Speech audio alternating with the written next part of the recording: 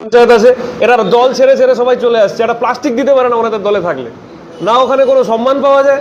দলে থাকলে আমি নিজে একসময় বিজেপির কর্মী ছিলাম, না ওখানে কোনো দলীয় সম্মান পাওয়া যায়, আর না কোনো রকম কোনো উন্নয়নমূলক কাজ করা যায়। তো মানুষ তো আর দিন দিন তো এদের দল তো ভেঙেই যাচ্ছে, এই তো পরিস্থিতি চলছে। বিজেপি ওয়ালাদের দাবি যে বাগান বন্ধ হয়ে যাচ্ছে, সেটার পেছনে তৃণমূল সরকার রয়েছে, কি বলে? বাগান বন্ধ হয়ে যাচ্ছে, দেখুন বাগান নিয়ে লড়াই এবং বাগানের মজদুরদের সাথে যারা শ্রমিকদের সাথে যারা সবসময় থাকছে, তাদের সুবিধা অসুবিধা সবসময় তৃণমূলই থাকছে। টিসিবিসির নেতৃত্ব কর্মী যারা আছে তারাই থাকছে, আপনারা দেখতে পাচ্ছেন। সুখ দুঃখে এরাই আছে। কিন্তু সমস্ত দোষই যদি তৃণমূলের হয়, তাহলে এমপি ভোটে এমএলএ ভোটে মনস্টিজ্ঞা নিজে দাঁড়াচ্ছেন কেন, উনি জিতছেন কেন? এই যে কোনো কারণ ছাড়া ওনাকে এতগুলো সিকিউরিটি দেওয়া, এত গাড়ি নিয়ে ঘোরা, এর কারণটা কি? শুনুন, ওনার উন্নয়ন একার, ওনার কি কোনো দায়বদ্ধতা বাগানের প্রতি বা বীরপাড়া অঞ্চল বা আমাদের মাদারিহাট অ্যাসেম্বলির মানুষের প্রতি নেই? এটা তো ওনার কাছে প্রশ্ন থাকবে। হয়ে গেল রেলওয়ের ফ্লাইওভার সাইডিং এবং ফ্লাইওভার, এবং তারা বলছে, মনস্তিকা বলছে যে এটা শাসক দলই পারবে, কারণ এটা আমরা সরকারি নেতা না। তাহলে উনি দাঁড়াচ্ছেন কেন ভোটে? উনি ভোট চাইছেন কেন? উনি যখন পারবেন না, প্রত্যেকবার তো এক কথা, ওনার প্রত্যেকবার একটাই কথা যে আমরা জিতলে আমরা করে দেবো। যখন পারবে না, তাহলে ভোটে দাঁড়ায় কেন? তাহলে কি কারণে মানুষের ভোট নিয়ে মানুষকে এরকম প্রতারণা করে?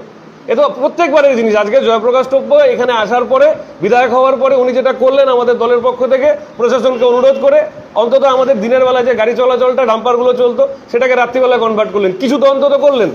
আজকে আপনারা জানেন প্রকাশ সিং পরেখ সংসদে দাঁড়িয়ে আজকে কি ধরনের ভাষণগুলো ওখানে দিয়েছেন, বারবার এখানকার ডোলোমাইট শিফটিং, এখানকার ফ্লাইওভার নিয়ে আওয়াজ তুলেছেন। মনস্তিকা কি করেছে? আজকে 8 বছর 8.5 বছরের বিধায়ক, 1.5 বছরের সাংসদ, অপদার্থ এই সাংসদকে বলতে চাই, ওনার লজ্জা করে না?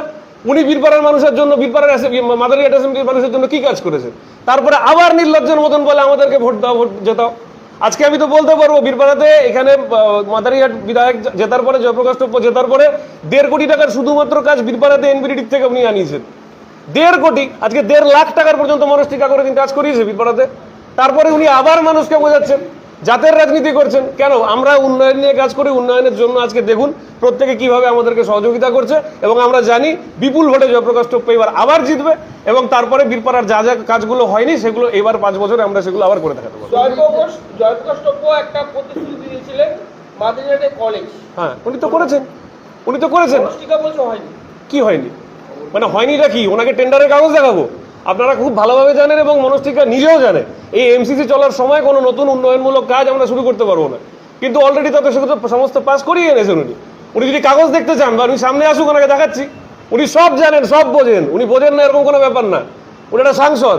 শ্রমিকদের প্রভিডেন্ট ফান্ড জমা পড়ছে না, এর জন্য দায়ী তৃণমূল সরকার, এমনটাই তিনি জানান। আমি যতদূর দেখুন জানি, আমি চা বাগান রাজনীতি যেটুকু আমি শুনেছি, প্রত্যেকটা ব্যাপারে তো এলিগেশন তো ওনাদের প্রতি আসছে। পিএফ এর টাকা মেরে দিচ্ছে ওনাদের নেতারা। আপনারা কুমারগ্রাম থেকে কালচিনি বিভিন্ন জায়গাতে আপনারা তো শুনেছেন যে সমস্ত জায়গাতে অভিযোগের তীর তো বিজেপির নেতাদের বিরুদ্ধে। হ্যাঁ, বিভিন্ন জায়গায় তো পিএফ এর যত টাকা পয়সার ব্যাপার আছে, পিএফ এর এটা কার? সেন্ট্রাল গভর্নমেন্টের। সেই হ্যান্ডেলিং গুলো তো তারা করতে পারছে না।